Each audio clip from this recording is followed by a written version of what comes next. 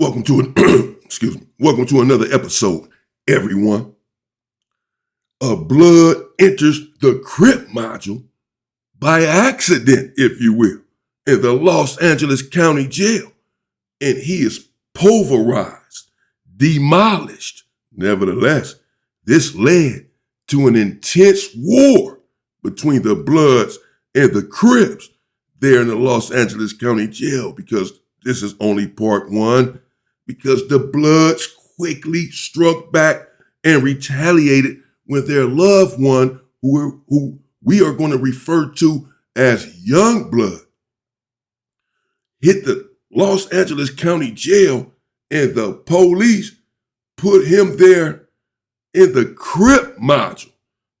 Young Blood was a young individual, but he was very strong and he stood tall. The gang members back in those days were nothing like the gang members of today.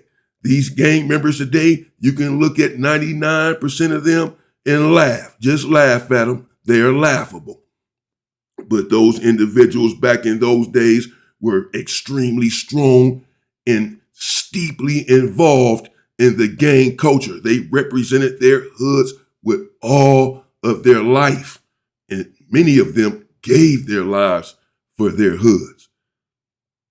In the Crip module in the Los Angeles County Jail at this time, it was vicious. It was bloody. Many things led to bloodbaths. The Crips were oftentimes turning on one another because there were no Bloods there to get into it with. I brought you this sort of story before, where the police put a Blood in the Crip module. They do this deliberately, the police. Just yesterday, we played for you where the CO was saying that the police would switch up the mail. If you were writing 2 or 3 females, the COs would switch the letters so that the wrong female would receive the wrong letter. The police play these kind of games, and they were oftentimes putting you in your opposition's module if you got in the police crosshairs for whatever reason. I don't know what Young Blood had done. I don't know if he was in there for deleting a police officer, for beating a police officer. He could have beat a police officer when he first got to the county jail. He could have beat a police officer 3 years ago in prison, and it popped up on his jacket, and so they're messing with him. I don't know why they are messing with this individual, Young Blood, but they have it in for him, because when he hits the county jail, they walk him up to the bloody Crip module, where these individuals, again, are extremely ferocious.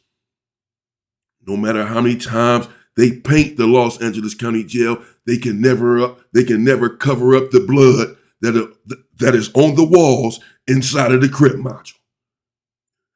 It will always stain the Los Angeles County Jail because there's too much blood on those walls. And Young Blood comes in and he hits the module with the police. And as soon as he hits the tier, you can hear nothing but cuz. Individuals yelling out on the tier, "Hey, cuz, send those suits down here, cuz. Hey, cuz, when we get in day room, cuz." He understands immediately he's in the wrong module. He doesn't hear anyone saying anything about blood. Everything is Crip this and cuz that. Los Angeles County Jail is extremely loud there inside of these modules. You will get no peace. So when he hits the tier, he hears all of this chaos and ruckus. And he looks at the police and says, "Hold on, I'm a Blood. I told y'all already, I'm a Blood. I'm not supposed to be here." The Crip modules in 47, 4800. The Blood module was elsewhere. And the police just essentially looked at him and said, "Man, go to your cell. This is the only place we have for you." And Young Blood is so serious, even at his tender age of whatever, he was young, 26, 27. Even at his tender age, he was steeply involved in the politics. He had already internalized them, already understood the protocols, and was refusing to go against them. He could not tell the police in his mind, man, I'm not going inside of the cell. I'm not going inside of the module. This would be considered PCing up. This will be considered rolling it up. They call it rolling it up, where you roll up all of your property and refuse to be there any longer. Tell the police, you roll it up, roll your stuff up, put all your lotion, deodorant, soups, and chips inside of a sheet, roll it up, and tell the police, get me out of here. I can't be here. I'm in danger, whatever. That's PC. You PCing up. That's what it's going to be considered. Even a blood entering the Crip module, a Crip entering the blood module, a Hoover entering the neighborhood dorm or module, you're going to be expected to go in there and do what you have to do. So young blood, when they tell him, man, you got to go to your cell, he left it like that. He said, okay, I'm not going to tell the police any longer or anymore. Man, get me out of here. I can't be here. He just told them at first, y'all got me in the wrong module. That's okay. That's legal. I would say the same thing. Hold on. All I hear is neighborhood. My homies down there. Y'all making a mistake. Get me out of here. Get me down there with my people. Once they pressed the line and said, no, go to the cell, he went. When he gets inside of the cell, of course, there are nothing but Crips inside of the cell. At this time, there were many individuals inside of one cell there in the Los Angeles County Jail. Overcrowding was prevalent. When Youngblood gets to the cell, they hit him up. Where you from, bro? Where you from, cuz? He told them where he was from. He was a blood out of LA. They said, you know where you at? You in the Crip module, where you in the wrong module. You are in the wrong place. I'm telling you now, you got to get out of here. You in the wrong place. Why did they put you in here? Why would they do that? Youngblood told him whatever he told him. He got into it with him, whatever they tripping. But the Crips have seen this before. He's not the first blood that has been thrown over there in the shark tank. It's like taking a rabbit and throwing it in a lion's den with 50 lions right there.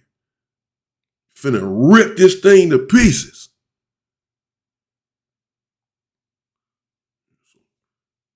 Youngblood said, I can't tell the police to get me out of here. I can't roll it up, bro. I'm not going to roll it up. Y'all already know that's rolling it up. Me telling the police, man, I can't be here, man. Get me out of here. He said, I'm going to holler at my homies down there. I'm going to holler at the Bloods, tell them to pull me. Holler at the police down there. These police tripping. Holler at them, tell them to pull me down there. That's legal. But I can't go tell the police to get me out of here. Y'all can tell the police to get me out of here, which is true. The Crips can just go tell the police, hey, man, he can't be here. He's not supposed to be here. Get him out of here. This is our module. Y'all, what are y'all doing? Y'all tripping. Y'all know each other. Man, get him out of here. We're not about to do y'all bidding for y'all. And at first, this was the Crips' disposition. This was their tone. The police putting him over here so that we can brutalize him. We're not about to do that. We know what y'all are up to. They was on some Black Power type stuff for all of 15 seconds. Because the Crips did indeed, to be fair, went to the police and said, get this individual out of here. He doesn't belong. The police said, we're not going to do it. Do what you got to do. And the Crips took the bait. First, they stood strong and said, we're not going to brutalize him. We're not going to brutalize our people for the police. We know what y'all are up to. Y'all put him over here so that we can do your bidding and hurt our own people because y'all don't like him. We're not going to do that. Just get him out of here. When the police refused to get him out of there, he still lasted for about 2 days. There, Youngblood. He's refusing to tell the police to get him out of there. The police are refusing to get him out of there. He was able to get word to the Bloods to get him put down there to the module. He let them know he had hit the county jail and what had happened, where he was at. He was in the Crip module. He's in danger. This is a pressing matter. Get me out of here now. The Bloods are working on it to get him moved out of the module. The Bloods are upset with the police. Why did y'all put our people down there? But before they can get him out of there. One of the Crips come down there to the cell after about 2 days and tell Youngblood, okay, bro, you squabble one of the homies. You know, you in here, you've been in here all this time. Ain't nobody, amazingly, shockingly, no one has packed you out. No one has stabbed you up. No one has even squabbled you because we recognized what the police were doing. And we didn't want to fall into that. We didn't want to take that bait, bro. But you are blood. Nobody gonna pack you out, any of that. Just one of the homies want to squabble you, though. You gotta at least get a fight in. Okay, so now y'all are ready to do the police bidding somewhat. But they're gonna say that this is just an enemy and squabble up. But Youngblood, he's not a coward. Evidenced by the fact that he's refusing to go to the police, like many people would have done, and say, get me out of here. Call his family, man, call up here, get me out of here. Whatever. Many people have done this sort of stuff. He's refusing. This individual will stand 10 toes down. They come and say, squabble one of the homies. He said, okay, fine. They said, we're going to go on the side, one of these little day rooms. It's going to be a few of us in there, a few Crips, just to make sure everything go right. Youngblood sees the writing on the wall. If I pulverize this individual, they all are going to jump me. They all are going to pack me out. They're not going to stand here in the Crip module with nothing but Crips and let the one lone blood that's here just pulverize one of their homies right there, and they do nothing. It's not going. He understands the gang politics. He's right. It's not going to happen like that. Somehow, Youngblood is able to arm himself. I say somehow because he's right there in the cell with Crips. They're watching him closely. Once the die has been cast and it has been set up that he's about to go in here and fight a Crip, the other Crips in the cell were already told, keep an eye on him. Make sure he don't come out with a big old knife. Make sure he don't have one. So they're watching him, but somehow he was able to get on his bunk, close that curtain, have a little curtain right there on your bunk, and made him up, and he had a little something. Youngblood is a soldier. He done armed himself for this squabble. Once they said it was going to be 4 or 5 in there inside of the day room to watch the fight, make sure everything went okay. He hits the day room. He has this thing on him right there in his pants. He's not flossing it. He come out and he walking strong. His tail is not tucked. His head is up. And he's walking like a gang member. Like he finna go in here and handle business. This dude, man, but this is how some of these bloods operate, bro. Especially back in this day, these individuals were strong. Structured. He goes inside of the day room, 4 or 5 Crips in there. He starts to squabble one of the individuals. And as expected, he's getting the best of this dude. The dude really doesn't have a chance. I don't even know why they put him on Youngblood. Perhaps because it was just a setup. They all knew what they were going to do anyway. This was just an excuse. Because Youngblood begins to demolish the Crip. Punched him out. And when he did that, another Crip came and swung on him. Right? When he came and swung on him, Youngblood, he didn't waste any time. He whipped out the blicky. He whipped out his burner. He let him know off the dribble. Y'all better, it's up, it's on now. Because it was supposed to be a head-up fight. Now y'all packing me out. Now it's 4 or 5 of y'all in here. Now y'all packing me out. Okay, I'm not going to stay here and just let myself be deleted because they can kill you in there. He whipped out. Like, what's up? And then it was only one Crip, for whatever reason, there in the day room that had a knife on him. He whipped out. And they swinging at each other. The other Crips, they done bagged up some because they don't have a weapon.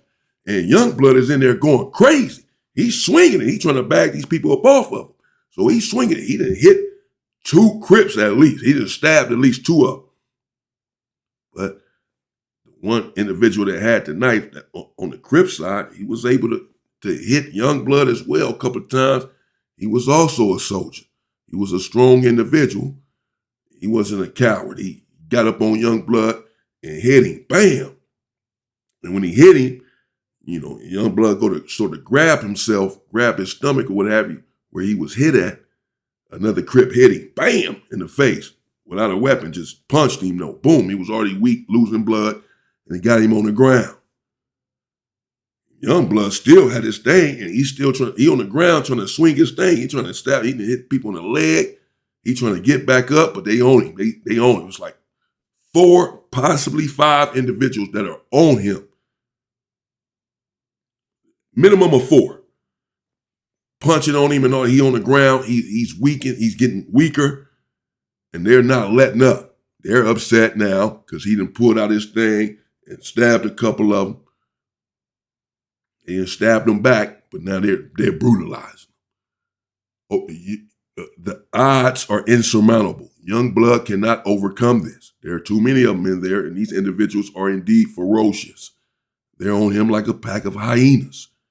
The police certainly privy to what's going on, but in no rush to come and save Youngblood, left him in there really to die.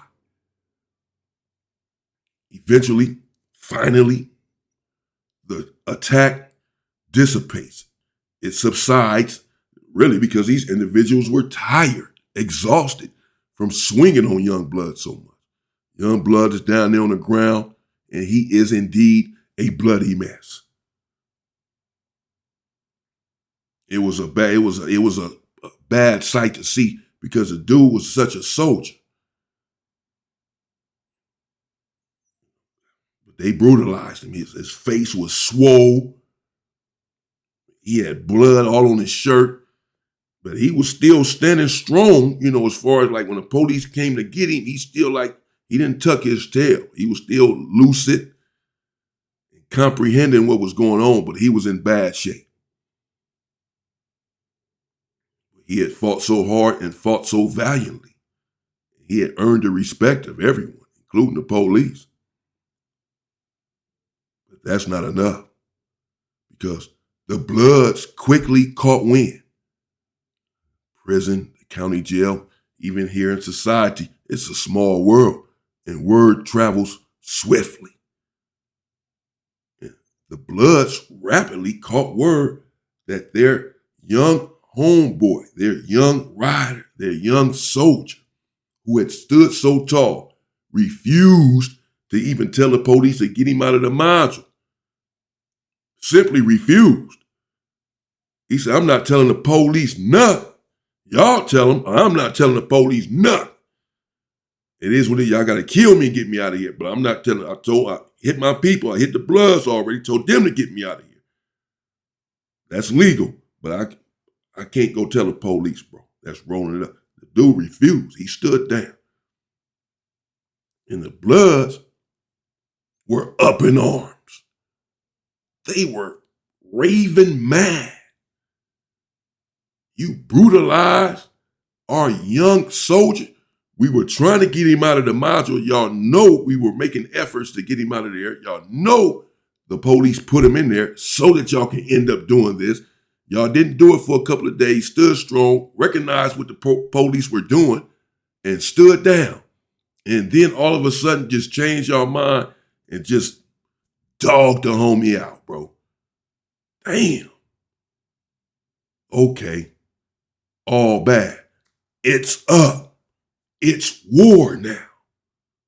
The Bloods made it abundantly clear that the very first Crip that they could get their hands on, they were going to avenge Youngblood.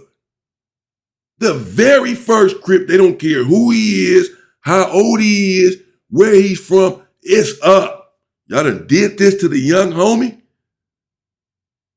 Had him take him out on a stretcher?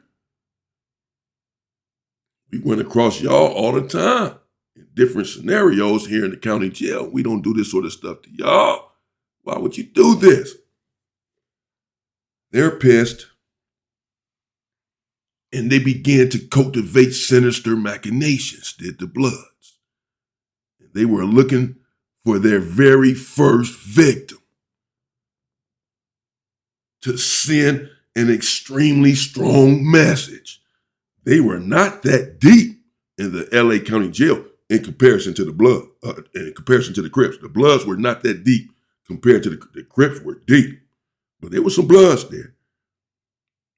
But I'd rather have 2 strong dudes with me as opposed to 50 weak dudes. I'd rather have 2 lions instead of 50 sheep walking with me. So there were not that many Bloods, but these dudes that were there were indeed some lions. And not long after they caught their first victim, and I'm going to refer to him indeed as a victim because he was victimized, the Bloods struck back. I'll bring you that in part 2. When the Bloods strike back. Whoa! Diabolical. Stay safe and stay free, people.